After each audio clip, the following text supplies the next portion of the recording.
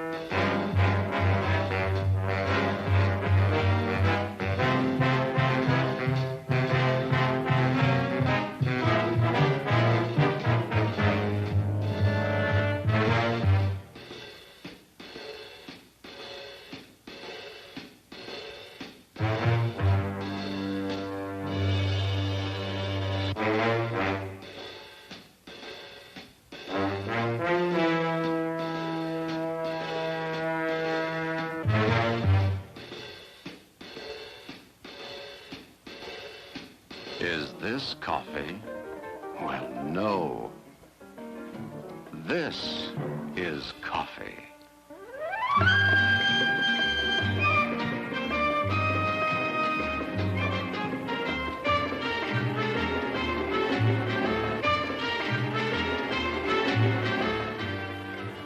Our story begins here with coffee.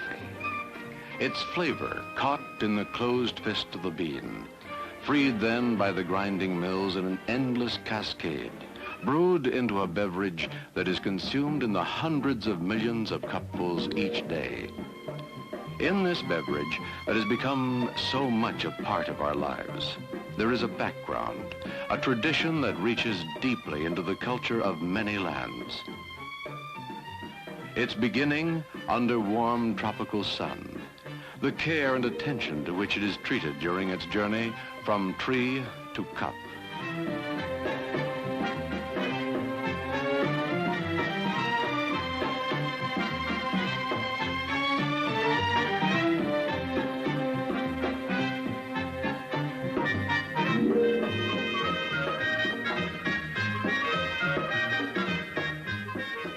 The many processes it must undergo are all devoted to creating good coffee, with its secrets of aroma and body and taste, to which the talents of millions of men are devoted during their lifetime, to which tradition, rich in the lore of centuries and faraway places, sets its fine hand to bring these 3 elements into precise flavor.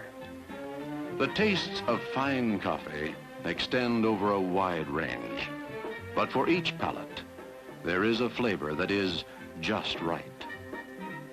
Around the world, they drink this beverage in its many exotic forms. A dream of Paris expressed in café au lait, a continental favorite, half coffee and half hot milk.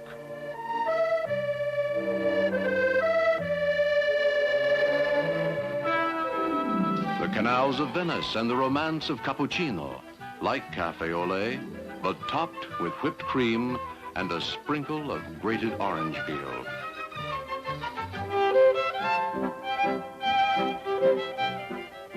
The music of old Vienna in a cup. Viennese coffee, often spiced, but always with a drift of whipped cream.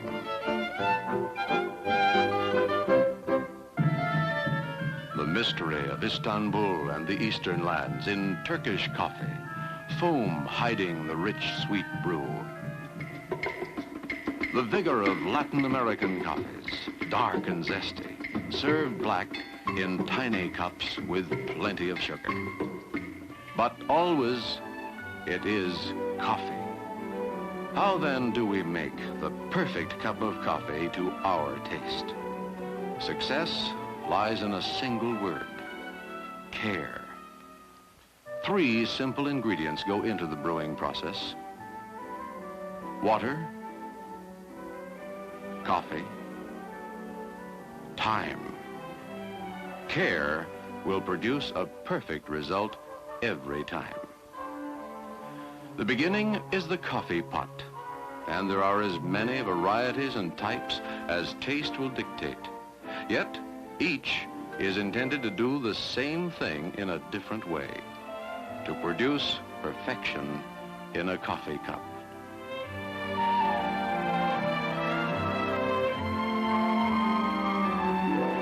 To make a good cup of coffee, your coffee maker must be clean, free from all remembrances of that last pot of coffee, ready to begin its work anew, fresh and really clean. Water. Into 100,000 pots an hour, water flows in the coffee-making process. Water. Too much or too little? Boiled first or later, or not at all? For how long?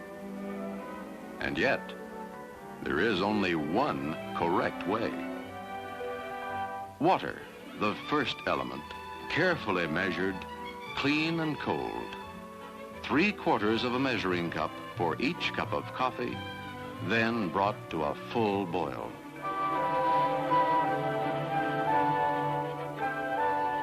Coffee, fresh. And again questions. What grind? Percolator, drip, or fine? How much? Coffee, the second element. Your favorite blend, the proper grind for your coffee maker, 1 level CBI measure per cup.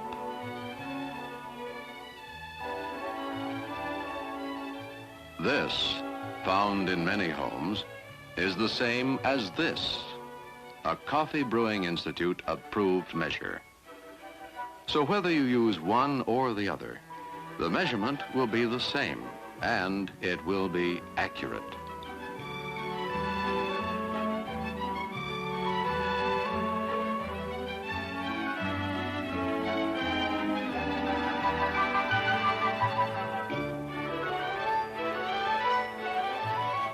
The boiling water now passes over the coffee, and the brewing process begins.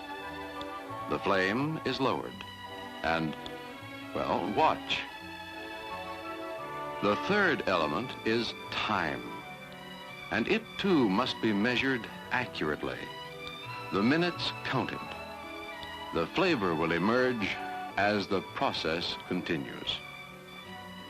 The taste of coffee heightens and increases until all that is good has been extracted. In this method of brewing, percolator, 6 to 8 minutes over gentle heat, and then the liquid is coffee.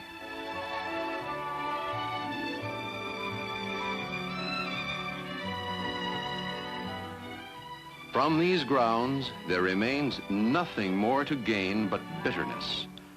No amount of cooking can extract another ounce of good taste, not another iota of good flavor.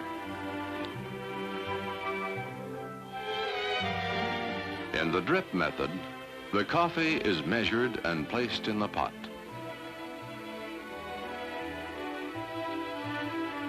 The water, carefully pre-measured and brought to a full boil, is poured, still boiling, over the coffee.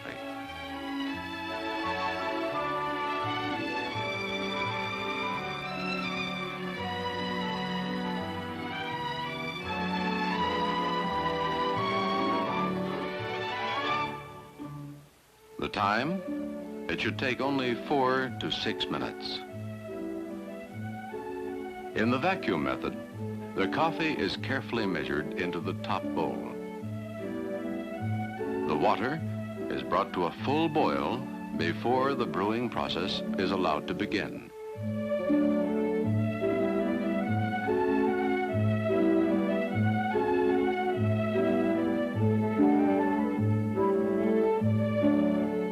The time?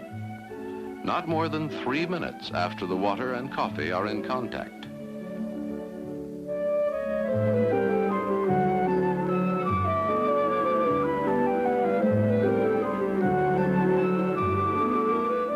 Stir gently during the brewing process and lower the heat. That's all there is. Like all good secrets, its simplicity is its magic.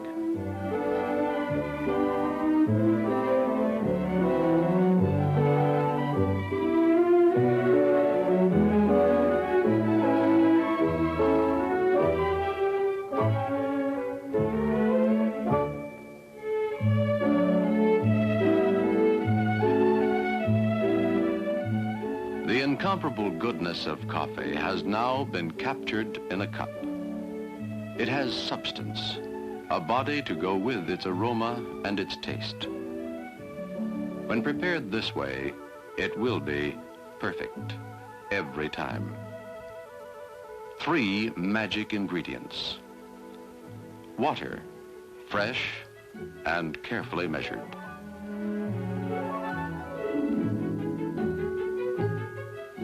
Coffee, the proper grind and carefully measured.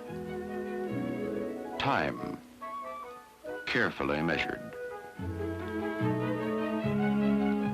A simple recipe for perfect coffee.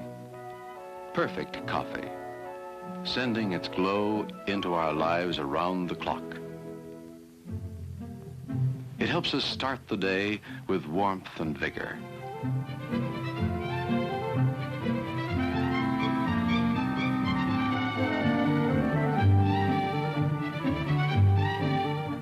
It is a pleasant spur to the morning's work.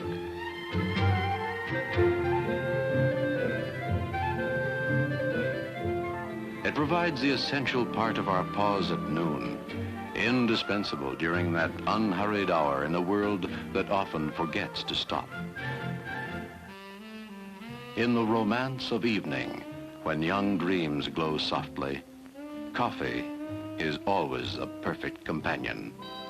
And after dinner, it is at home in any setting when good taste is important. In the end, it remains a simple thing, easy to attain, well made and well enjoyed. A good cup of good coffee.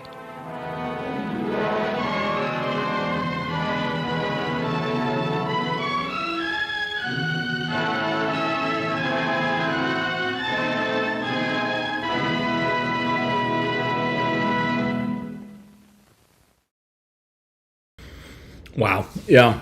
So that came out in 61, I think. Man, so much to unpack there. First of all, while I might drink out of a delightful cup like this, I actually make it in this, or I drink it out of this. This is they call it a press now, Presse. And this was designed by a friend of mine I went to school with. He did a Kickstarter campaign, and I think raised like $185,000. And the deal with it is it's a French press. So there's the filter right there, and then so what happens is you put the coffee grounds into here. You put in like a quarter cup. Then you boil water. You pour it in here up to a line. Then you kind of plunge this and let it steep or brew for 3 minutes. And then you press it down. And then what it does is it filters the grounds out, and then you can drink it.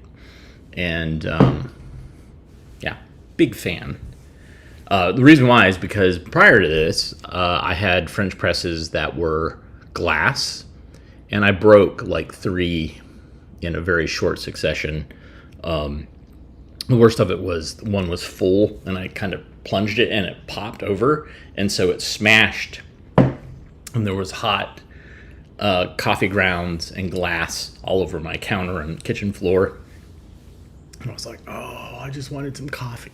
So this has done an excellent replacement, and this makes it as strong as you want. And for me, I like it strong and black, strong, black, and bitter. And so when I go traveling, I often bring this. I bring this and some coffee, and I brew coffee in my hotel room or at my Airbnb instead of using Keurig, which I don't know, just kind of mediocre. It'll do, but it's not great. All right. So that film was from the Prelinger archives, and these next 3 films from the Prelinger archive, we've been helping them get stuff online at their official YouTube channel. So there's new stuff there. Some of it is rescans of old stuff, but he's got like 14,000 films that I'm trying to help him get online. And it's taking forever because he's really working on the metadata, but I'm trying to get him to like put it up there.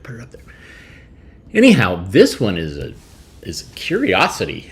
The title kind of popped out, but I have not seen this, and this is pretty cool. At least I think it's cool. You might not. But this is Pretty Lady and the Electronic Musicians. Enjoy.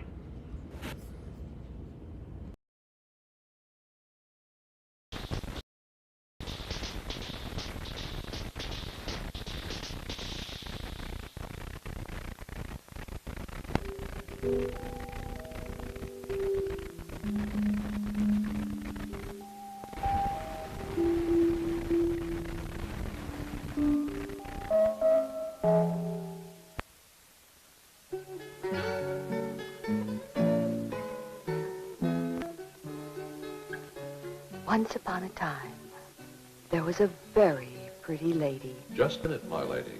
I thought this was a modern fairy tale. For you. And what are you doing in my fairy tale? I'm the voice of the grain of truth. Oh, all right. We'll make it a modern fairy tale. Just the other day, there was a pretty lady who was courted by 2 musicians. They played love songs beneath her window to win her heart. But she said she could never be happy with a man who only made ordinary music. She would give her heart to the man who came up with a new sound. So the 2 musicians went away to seek a new sound. They both thought and thought about how to create a new sound. Then one of them had an idea. He got some electronic equipment and took it home. There he made an electronic box with 2 rods poking out of it. When he turned it on, the box generated a tone. When he moved his hands near the rods, the sound changed. He could play a tune on it. This is the grain of truth speaking. There really is an instrument like that. It was invented around 1920 by a man named Professor Leon Theremin. It's called the theremin. Here's how it sounds. Moving a hand near one rod changes the sound.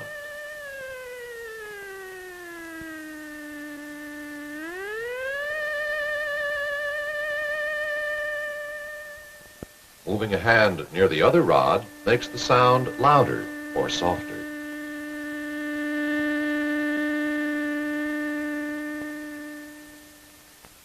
Theremin music has been used for stage presentations, and there have even been live theremin concerts. Theremin music has also been used in motion pictures, including Spellbound, which won an Academy Award for musical scoring.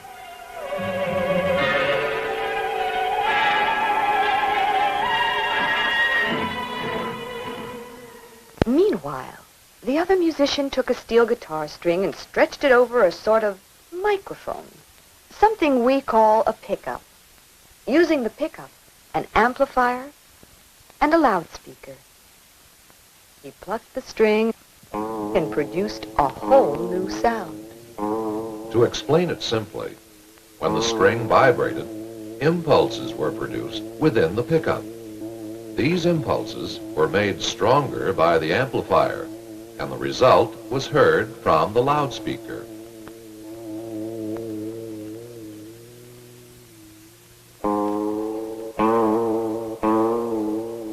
All he had to do was add 5 more strings, some metal gimmicks for sliding and plucking, put on a colorful shirt, and he had a Hawaiian guitar.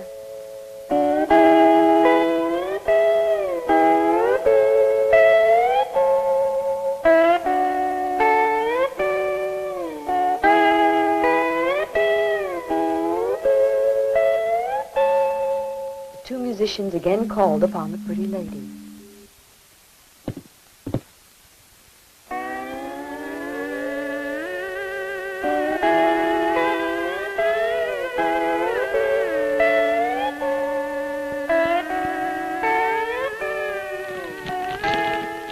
They played their hearts out. And they also blew some fuses. She was not very much impressed. So they went away to try again another day. Meanwhile, the lady got her house rewired for more electrical power. In spite of his rejection by the pretty lady, the Hawaiian guitar man was so pleased with his sounds that he began experimenting with every instrument he could find. Guitars, violins, basses, pianos, saxophones, trumpets, flutes, amplifying the sounds. It's true, you know. Today, almost every musical instrument can be modified with electronic devices. Stringed instruments can use pickups similar to those used on the Hawaiian guitar. Other instruments can use contact microphones or air microphones to pick up the instrument's sounds. And a variety of amplifiers and loudspeakers can be used with these. Meanwhile, his rival tried a different approach. He bought a couple of recorders and a microphone. He went out and recorded just about every sound he heard around him.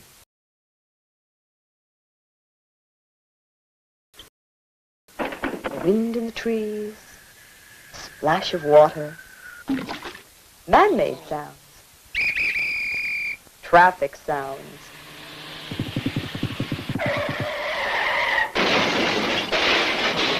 the sounds of the city.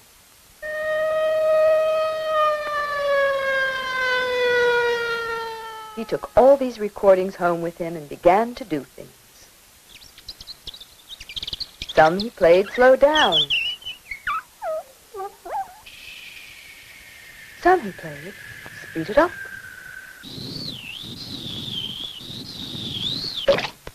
Some he played forward. Some he played backward.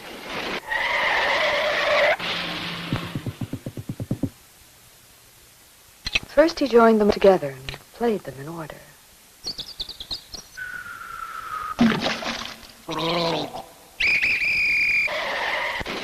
Then he cut them apart and put small pieces of them together in a number of different orders. He used pieces of them musically, as if they were musical notes. He began to think he had something. He certainly did have something. He had what is called musique concrète. Serious composers have been working with it for the past 25 years or so. Back to the pretty lady they went.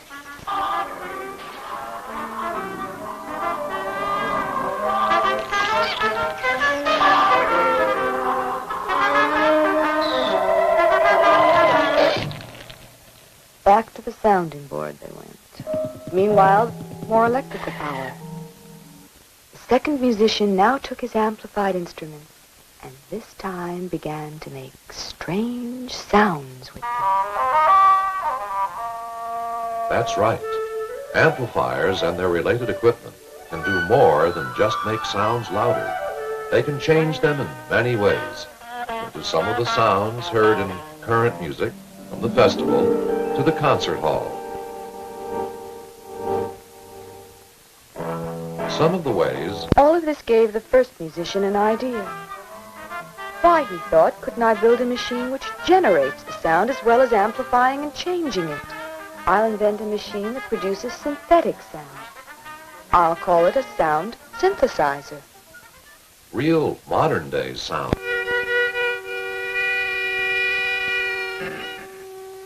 Because a note can be sustained indefinitely with a sound synthesizer, the composer can control every element of the performance. By recording each part independently of the others on the same piece of tape, which is called multi-tracking, the composer can hear the work performed without assembling a large group of musicians. And meanwhile, back at the fairy tale, the two musicians brought their newest inventions to the pretty lady's house and plugged them in. The first musician had the latest model synthesizer. The second had his guitar and his latest amplifier with all sorts of electronic devices. They played their hearts out.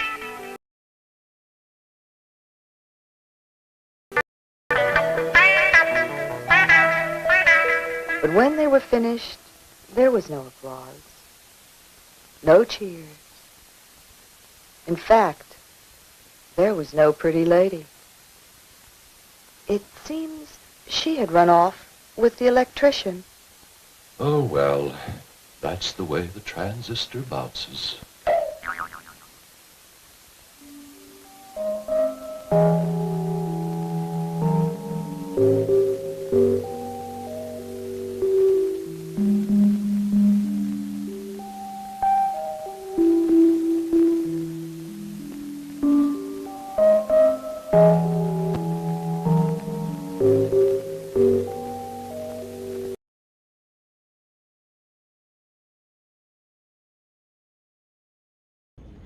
It's interesting only Theremin got a shout out because there was definitely Les Paul and many other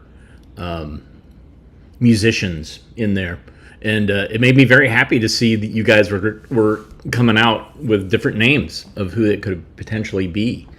The other thing they didn't say is that there were women who were pioneers in electronic music. One of the most successful or popular was Adelia Derbyshire, who worked for the BBC and was one of the people behind the Doctor Who theme. But there were others in that early electronic music scene that were pretty great. 1972. What a weird thing. Like BFA came out with a thing about electronic musicians, and it's good, and it features some folks that you would recognize, but to animate it is really, and then to kind of extract out and generalize is interesting. Flying businessman. That's what it's all about. Doing business going from point A to point B in a plane. Enjoy.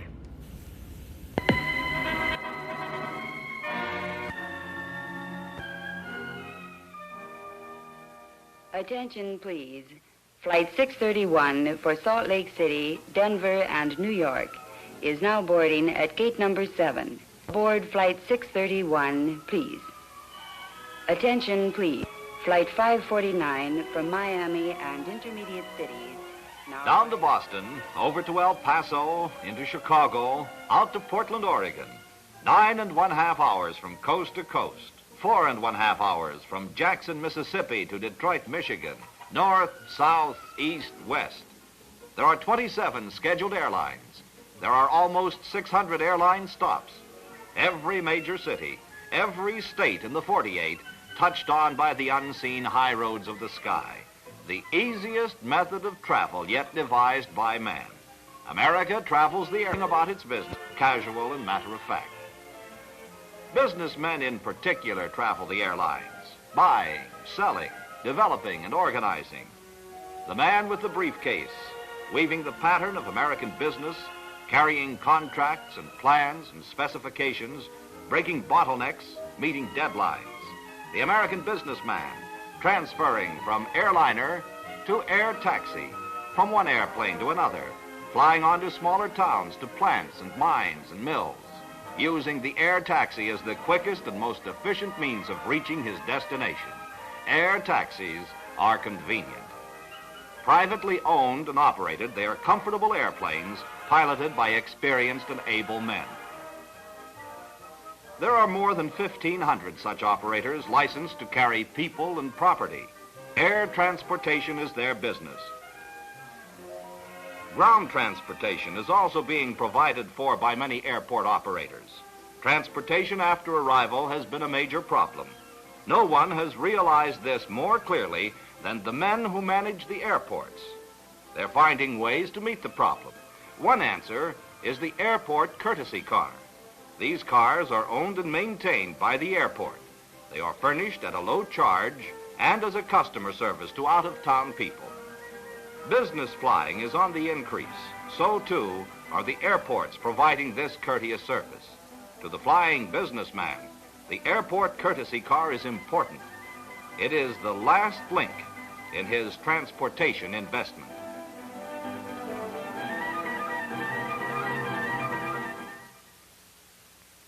American business firms have more airplanes and do more flying than any alien group in the world.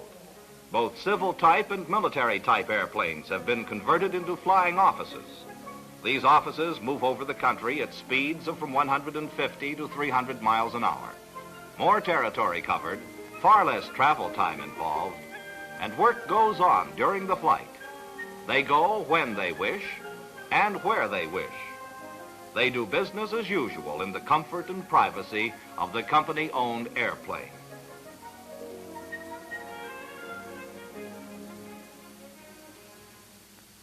There are aircraft companies that specialize in designing executive airplanes. They are planned with an eye to comfort as well as efficiency, as carefully planned for privacy and livability as any home. They are designed to fit the needs of the owner, often with a living room area, built-in television, planters. Large picture windows are popular.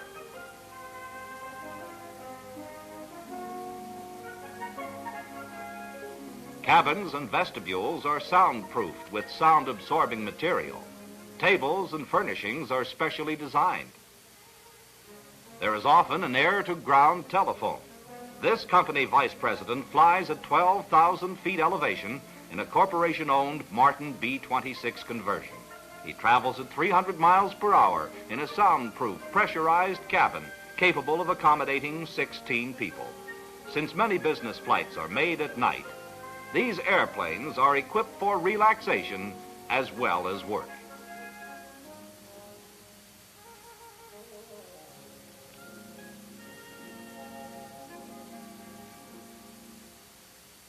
Countless businessmen fly their own airplanes.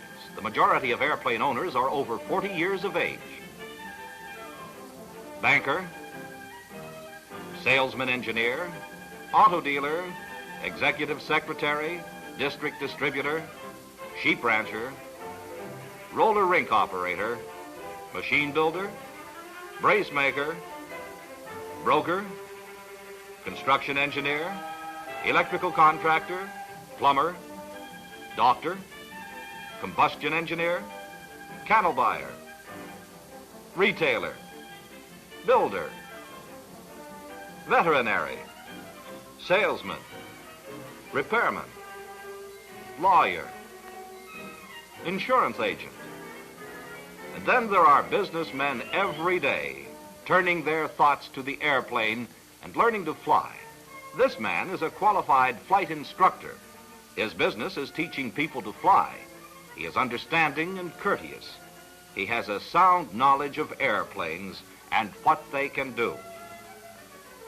It costs less than $100 to learn to fly, less than $500 to become a qualified licensed pilot. There's no age limit on learning to fly. First, the student pilot becomes acquainted with the functional parts of the airplane. He learns to check the airplane and to recognize for himself if it is ready to fly. This simple procedure is line checking. A pilot line checks his aircraft every time he flies. The modern airplane is well designed. Structurally, it is light and flexible and very strong. All aircraft wings are fundamentally the same shape. This shape is the basic airfoil. The tail assembly is checked. Once the student is acquainted with the outside of the airplane, instruction inside begins. He sits in the pilot seat, the instructor on his right. His instructor shows him that the wheel works smoothly and accurately. When he knows how to use the brakes and start the airplane, he is taught to taxi the airplane on the ground. He is taught ground courtesies and how to watch for other aircraft. Taxiing develops control which is later used on takeoff and landing. The same day, they fly. They stop at the end of the runway, brakes are set, gas is checked. The throttle is opened, and the engine power is checked on each ignition system individually. The carburetor heat is checked by turning it on and off. The throttle is closed to the idling position. This is the engine check. Now the student sees if the airplane's controls move freely and easily. First, the aileron action. Then the wheel forward and back for the elevator. Rudder pedals in and out for the rudder fin. Line check, engine check, and control check are performed before every flight. The instructor releases the brakes, opens the throttle, and as the airplane takes off, dual instruction begins. With the rudder, the airplane is kept from turning. After it has gained speed, the elevator is brought up and the airplane takes off. The airplane is equipped with dual controls, and the student can easily follow the movements of the He is shown one simple maneuver at a time and then is allowed to practice it. By this method, he learns to fly the airplane exactly where he wants it to go. With less than 5 hours of dual instruction, the average person will handle the airplane in a confident manner. Before a student is allowed to solo, he must be proficient at takeoff and landing. He is taught air courtesy and to fly a good pattern around the airport. He practices many spot landings. By the time he has had 10 hours of dual instruction, he can land and take off with confidence, without help or advice from his instructor. Before a student solos, he must know the basic civil air regulations governing air traffic.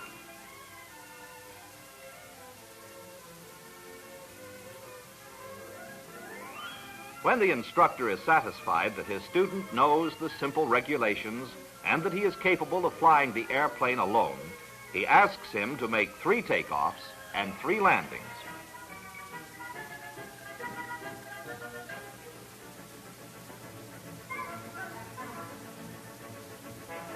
On his first solo flight, the student is required to put into use all that he has learned. He has been taught to watch for other aircraft. He has been taught to make a proper final approach. He knows how to keep the proper airspeed, control wheel forward for more airspeed and wheel back for less. As he approaches the runway, he slows down. And as the airplane touches the ground, the control wheel is all the way back. After 40 hours of mixed dual and solo flying, he passes the regulation flight check. He takes a written examination which assures that he understands the basic principles of map reading, weather, and flight. His instructor checks him out in other airplanes. Now, a qualified licensed pilot, the businessman is interested in finding the specific airplane that will meet his needs. His hours in the air while learning to fly and while taking his cross-country flight instruction have been planned to do double duty. Each flight has been a business trip. His travel time has been cut 80%. He knows exactly how airplane ownership will benefit him. American aircraft designers and manufacturers are developing new airplanes. The Aero Car, both ground vehicle and airplane.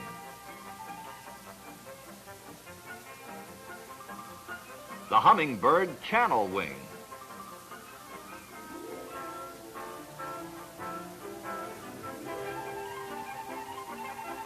"90% of all airplane owners pilot their own airplanes. They use executive types such as the Aero Commander. The 4 or 5 place 310 Cessna, manufactured in Wichita, Kansas.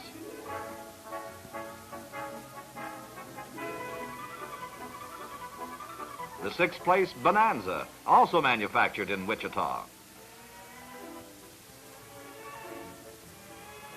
They use the popular 4 place Bonanza. The Piper Super Cub, a workhorse of the sky.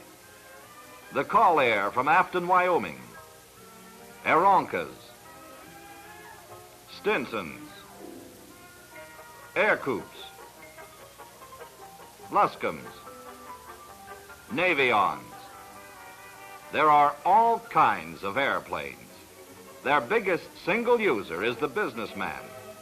The economics of time and travel have made them a vital part of America's life.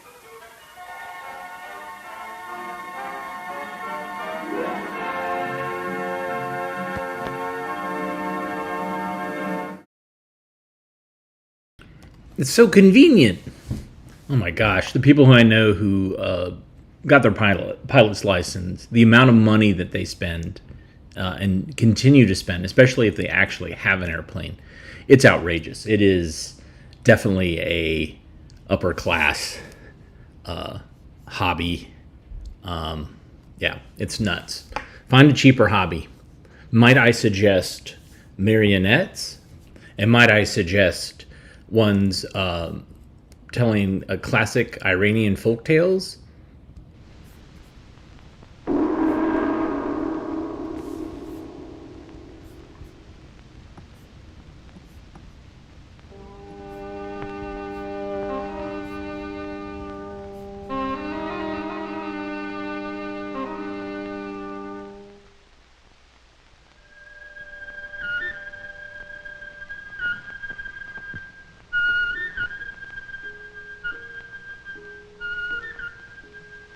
Here is a peaceful corner outside the coffee house in a nearby town. The hour is noon, and all is calm.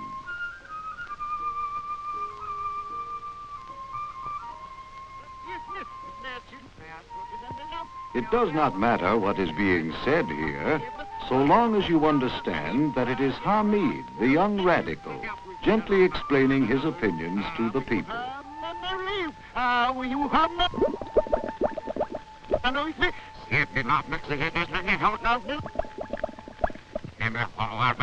You all agree, don't you? In that signal, but us, so we listen to it. You don't believe them, do you?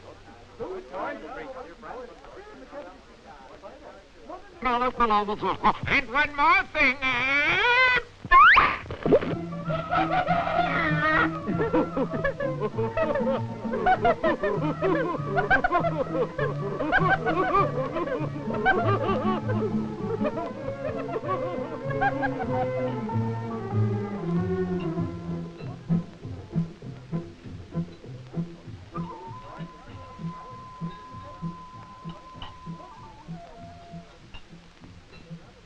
The big noise is quiet again.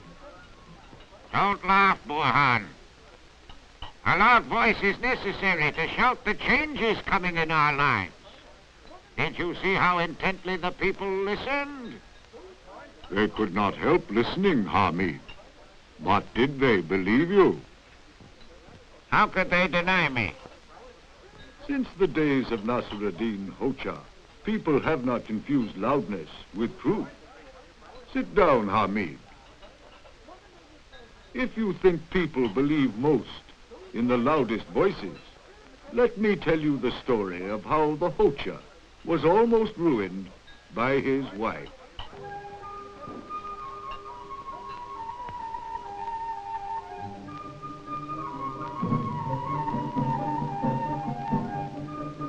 Never let it be said that Nasruddin Hoxha did not mind his own business.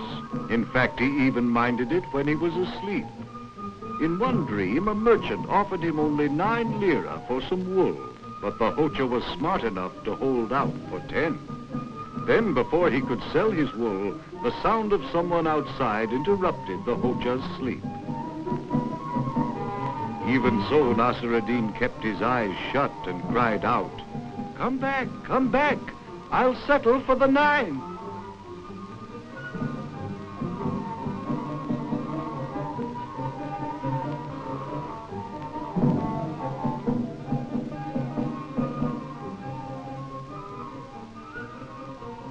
But there was to be neither sleep nor pleasant dreams for the Hoxha that night.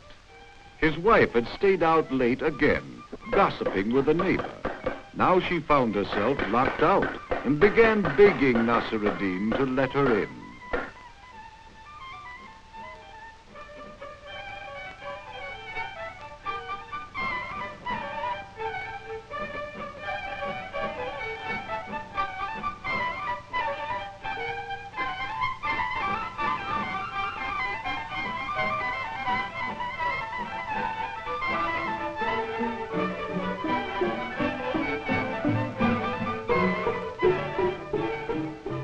Sad and very angry, the Hoxha absolutely refused to open the door. And like so many people who are wrong, the guilty wife turned in rage against the Hoxha, who disapproved of her late hours and was punishing her. You'll be sorry for treating me like this. I'll throw myself down the well and be done with you once and for all. Do you hear?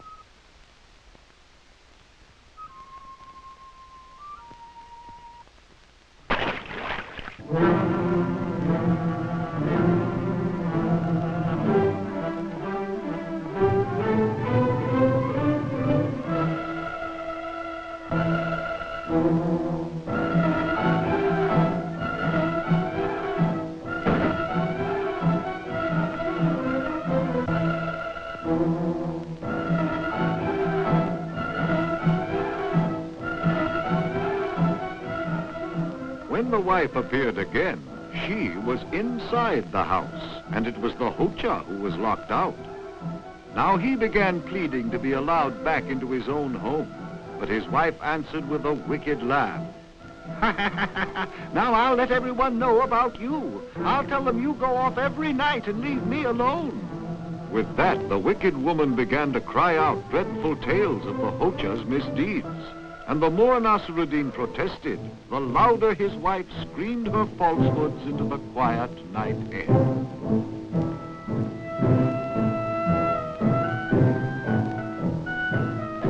That day is out late. I have to do all the work. He never does any. He leaves me here all alone to slave for him. He's a beast, that's what he is. A hateful beast, you hear? I can't go on like this. I can't. I won't. I won't. While his wife paused to catch her breath, Nasr ad-Din sat wondering how to stop her, but it was too late. In vain the Hoja tried to explain that his wife, as usual, had come home late and then locked him out. But the evidence was all against him. Caught between the loud accusations of his wife and villagers who were always ready to hear the worst about anyone, the Hoja knew that he was ruined. No one would respect him ever again. Then, a moment later, the Hoja's worries were over. This shawl belongs to your wife, Hoja. We were so busy gossiping, she forgot it when she left my house a little while ago.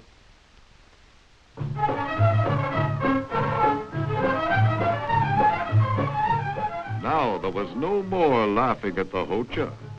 And as Nasr ad-Din watched the sleepy villagers turning away to go back to their beds, he knew they would never again judge the truth of an accusation by how loud it was shouted.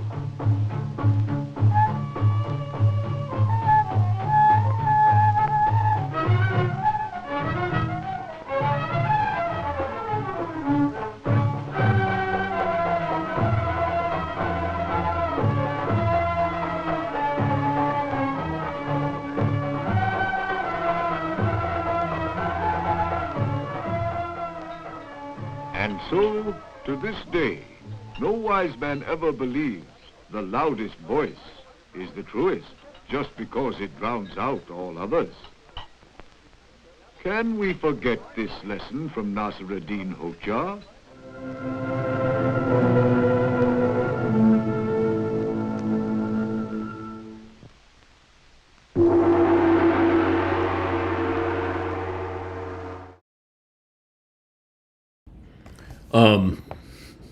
I don't think most people liked Hoja. I think they were ready to believe whatever, and his wife was probably right with at least some of what she was saying. Also, it was crazy at the beginning with, what was it, Hamid? It said it didn't matter what he was saying, and so what they did is they took whatever he said and they reversed it, and then they would, like have it forward. So whatever he was saying probably was something, I don't know. Maybe it was something that the USIS was like, no, that's too heavy-handed. It's too on the nose about what the propaganda we're trying to fight. So how do we deal with it? Oh, why don't we just cut it out and reverse it? And then I don't know. I'm really guessing there. I have no idea, but. Yeah, we have a couple more of these Hojas. I know that some of you do not like Hoja. It's funny, like it seems like of the films that we have where there's a character and then there's multiple ones, like Wonder Cat, like Uncle Smiley. Some of you like them, some of you really hate them. So it's like, oh, not another blah blah, not another Uncle Smiley, blah blah blah. It's funny, and also the advice of that wise men know that the loudest voice is not the voice to listen to. Doesn't matter. With social media, it doesn't matter. The loudest voice is the one that gets tweeted and shared the most. And so we're paying for those sins. So we did not learn the lesson from the wise guy at the coffee shop. Thanks so much for joining us today. Very much appreciate your eyeballs. And man, that This Is Coffee is so good. Makes me want to make another cup on this gray, rainy day. Although I might get the jitters. But we appreciate you watching. And if you like what you saw, hit the thumbs up, hit the like button, subscribe. Those are the traditional ways to do it without paying for anything except for some mouse clicks or finger clicks. You can also support us financially by going to ko-fi.com/avgeeks or patreon.com/avgeeks, or using the super thanks button, or what else can you do? Buy stuff. And you can also watch other films that we have on our channel, because we make pennies of ad revenue from that. And that adds up over a period of time. So that's another great way to support us. Or you can buy some merch. We make some money, a little bit of money off the merch too. And that is the link off the YouTube channel. There's a link there for the store that has a lot of icons. It has our logo on it and stuff. So I just spilled some coffee. I don't need to make more coffee. Anyways, we'll see you tomorrow. Tomorrow, Wednesday? Yeah. Everybody take care. Have a great rest of your day. Hey, if you're in the Raleigh-Durham area, I'm going to be opening for the Found Footage Festival on Saturday. I think it's 8 o'clock at the Rialto. Get your tickets. It will be their 20th anniversary. And so, yes. Everybody take care. See you tomorrow. Bye.